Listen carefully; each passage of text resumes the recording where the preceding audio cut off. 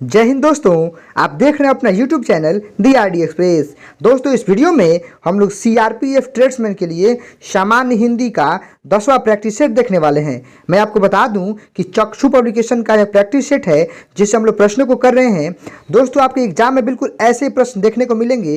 दोस्तों ऐसे प्रश्नों को करने के लिए आप चैनल को सब्सक्राइब करके बेल आइकन दबा लीजिए ताकि आपका कोई भी क्लास मिस ना हो। बाकी दोस्तों आप वीडियो में आखिर तक बने रहिए और चलिए आज के अपने क्लास को शुरू करते हैं।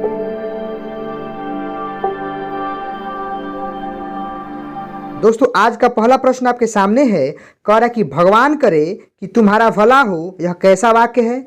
ऑप्शन देखिए, आज्ञावाचक, इच्छावाचक, निषेधवाचक या प्रश्नवाचक। तो दोस्तों बड़ा ही सिंपल है। यहाँ पर किसी व्यक्ति की किसी के प्रति मतलब इच्छा जाहिर हो रही है कि भगवान करे कि सामने वाला का भला हो।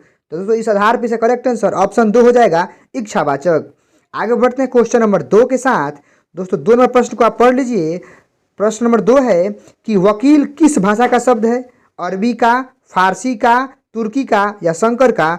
तो दोस्तों जो वकील शब्द है वह अरबी भाषा का शब्द है। करेक्ट आंसर ऑप्शन ए हो जाएगा। आगे बढ़ते हैं क्वेश्चन नंबर 3 के साथ। कह रहा है दोस्तों कि तत्सम शब्द को चुनिए। दोस्तों मैं आपको बता दूं कि जो संस्कृत के शब्द होते हैं और ज्यों का त्यों अगर उनका उपयोग आप हिंदी में करते हैं ना तो वही शब्द तत्सम कहलाते हैं।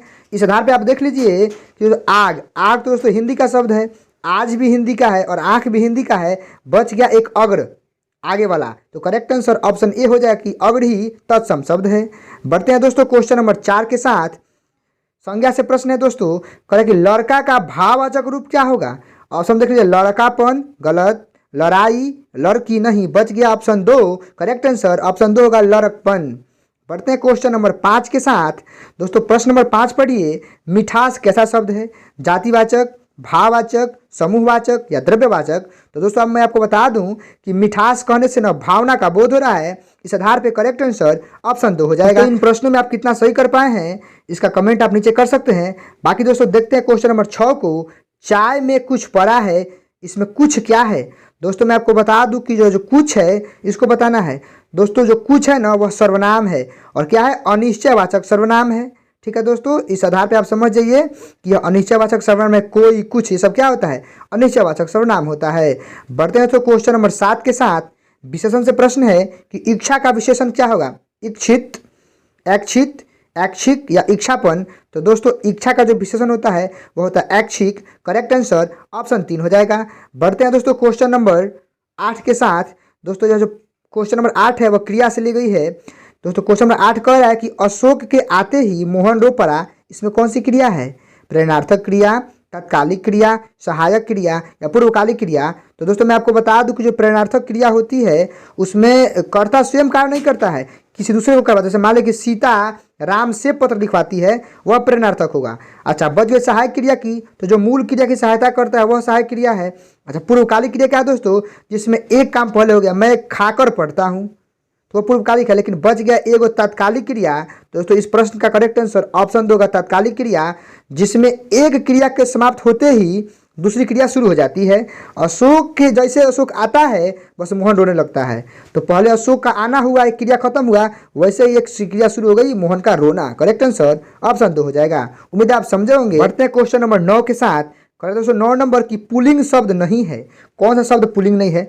सूर्य, चंद्रमा, पृथ्वी या मंगल? तो दोस्तों मैं आपको बता दूं कि जो सूर्य है पुल्लिंग है, चंद्रमा भी पुल्लिंग है, मंगल भी पुल्लिंग है, जो अपनी धरती है वही पुल्लिंग नहीं स्त्रीलिंग है। इसलिए करेक्ट आंसर ऑप्शन 3 हो जाएगा।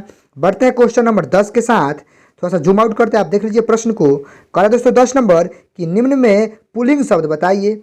बेकारी, उम्मीद, आशा? तो दोस्तों तीनों के तीनों न स्त्रीलिंग है। तो बच गया दोस्तों, हमें तो पुल्लिंग बचाना है। तो करेक्ट आंसर ऑप्शन 4 होगा, जो कि दोस्तों है बचपन। बचपन क्या है? पुल्लिंग है, बचपन गुजर गया। बढ़ते हैं दोस्तों क्वेश्चन नंबर 11 के साथ। कारक से प्रश्न है कि कामिनी घर से भाग गई, इसमें कौन सा कारक है? दोस्तों कारक की पहचान विभक्ति से होती है। यहाँ पर से विभक्ति है और दोस्तों कामिनी जो घर से भागी है तो वहाँ पे जुदाई हो रहा है, अलगाव हो रहा है। तो जब भी से जुदाई या अलगाव का या फिर बिछड़ने का भाव बोध हो दोस्तों यहाँ पे करेक्ट आंसर आपादान कारक हो जाएगा। बढ़ते हैं क्वेश्चन नंबर 12 के साथ। दोस्तों 12 नंबर की अतिथि के लिए चाय लाओ, इसमें कौन सा कारक फिर बता रहा हूँ कि कारक की पहचान उसके विभक्ति से होती है। यहाँ पर के लिए है, और दोस्तों को और के लिए ना संप्रदान से संबंधित होता है। जहाँ भी किसी को कुछ प्रदान किया जाए, दिया जाए, वहाँ पे संप्रदान कारक होगा। यहाँ पे अतिथि को कुछ दिया जा रहा है, चाय दिया जा रहा है, इसीलिए करेक्ट आंसर ऑप्शन 2 होगा। गरीबों को वस्त्र दो, ये भी वैसा ही होगा।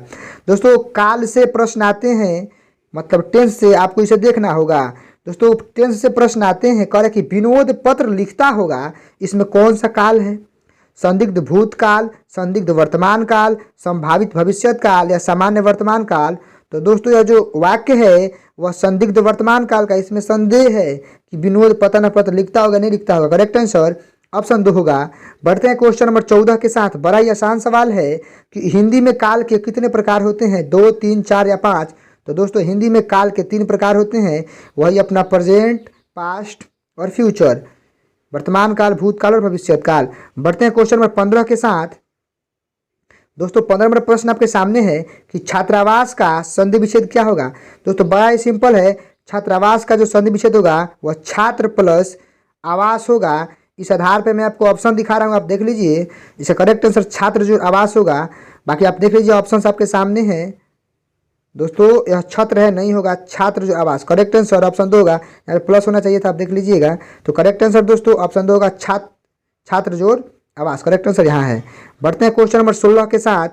दोस्तों समास से प्रश्न आते हैं कि यथाक्रम में कौन सा समास है? अव्ययी भाव, तत्पुरुष, द्वंद्व या द्विगु? तो दोस्तों मैं आपको बता दूं कि जिस शब्द का पहला अक्षर अगर अवयव हो ना, जैसे यथाक्रम, प्रतिदिन, ये सब क्या होते हैं? अव्ययी भाव समास होते हैं। करेक्ट आंसर ऑप्शन ए हो जाएगा। दोस्तों अगला प्रश्न 17 नंबर है कि नवरात्र में कौन सा समास है? मैं आपको बता दूं कि जिस शब्द का अगर पहला अक्षर संख्यावाचक हो, नंबर से संबंधित हो, तो दोस्तों वह होता है द्विगु समास। करेक्ट आंसर ऑप्शन 2 हो जाएगा, द्विगु समास। नवरात्र हुआ, नवरत्न हुआ, त्रिभुज हुआ, पंचवटी हुआ, सारे के सारे द्विगु हो जाएंगे। बढ़ते हैं 18 नंबर के साथ। अभिराम में कौन सा उपसर्ग है? दोस्तों मैं बता दूं कि किसी भी शब्द के पहले उपसर्ग लगता है, तो अभिराम का पहला अक्षर है अभि। इस आधार पे करेक्ट आंसर ऑप्शन 2 हो जाएगा। बढ़ते हैं क्वेश्चन नंबर 18 के साथ। दोस्तों नैतिक में प्रत्यय पूछ रहा है। प्रत्यय जो होता है शब्द के बाद में लगता है, तो नैतिक इक। इस आधार पे आप देख सकते हैं करेक्ट आंसर ऑप्शन 3 होगा। बढ़ते हैं तो क्वेश्चन नंबर 20 के साथ। आप देख लीजिए प्रश्न नंबर 20 को। विलोम शब्द से प्रश्न आते ही आते हैं। अल्पज्ञ जो बहुत कम जानता है, इसका विलोम क्या होगा? अज्ञ, सर्वज्ञ, विज्ञ या बहुज्ञ? दोस्तों अल्पज्ञ का विलोम होगा बहुज्ञ, जो बहुत अधिक जानता है। बढ़ते हैं क्वेश्चन नंबर 21 के साथ। दोस्तों प्राचीन शब्द से भी प्रश्न आए हैं कि मिट्टी क्या प्राचीन शब्द नहीं है? रज, रेणु, मृतिका, उपकार। तो दोस्तों मिट्टी का जो प्राचीन शब्द होता है वह रज होता है, रेणु होता है, मृतिका होता है, लेकिन उपकार नहीं होता है। इस बेस पे करेक्ट आंसर ऑप्शन 4 होगा, उपकार। बढ़ते हैं क्वेश्चन नंबर 22 के साथ। दोस्तों अनेक शब्दों के एक शब्द से प्रश्न आए हैं कि जानने की इच्छा क्या कहलाती है? जिज्ञासा, जिगीषा, जिज्ञासु या ज्ञाता? तो दोस्तों जानने की जो इच्छा होती है उसके लिए एक शब्द होगा, जिज्ञासा। करेक्ट आंसर ऑप्शन ए हो जाएगा। बढ़ते हैं क्वेश्चन नंबर 23 के साथ। दोस्तों कह रहा है कि दोपहर के बाद का समय क्या कहलाता है? संध्या, अपराह्न, पूर्वाह्न या रात? तो दोस्तों जो दोपहर का समय, दोपहर के बाद का जो समय होता है उसका एक शब्द होता है अपराह्न। बढ़ते हैं क्वेश्चन नंबर 24 के साथ। अगला प्रश्न है 24 नंबर। दोस्तों मुहावरों से प्रश्न आते ही आते हैं। अंधे की लकड़ी होना मुहावरे का क्या अर्थ है? मूर्ख होना, दोस्तों यहाँ पे होना चाहिए था। छड़ी होना, एकमात्र सहारा या कोई नहीं? तो दोस्तों जो अंधे की लकड़ी होता है उसका मुहावरे का अर्थ होता है एकमात्र सहारा। दोस्तों आज के लिए अंतिम प्रश्न है क्वेश्चन नंबर 25। आप देख लीजिए, थोड़ा सा जूम इन करते हैं। कहा दोस्तों कि उड़ती चिड़िया के पंख गिना मुहावरे का क्या अर्थ होगा? होशियार होना, अनुभव होना, मतलबी होना या मूर्ख होना? उड़ती चिड़िया के पंख गिनने का मतलब होता है होशियार होना। करेक्ट आंसर ऑप्शन ए हो जाएगा। बाकी दोस्तों इस वीडियो में हम लोग 25 हिंदी के प्रश्नों कर पाए हैं। वीडियो अच्छा लगे तो वीडियो को लाइक करके चैनल को सब्सक्राइब करके ही जाइएगा। मिलते हैं अगले वीडियो में अगले टॉपिक के साथ। तब तक के लिए टेक केयर, थैंक यू, जय हिंद, वंदे मातरम।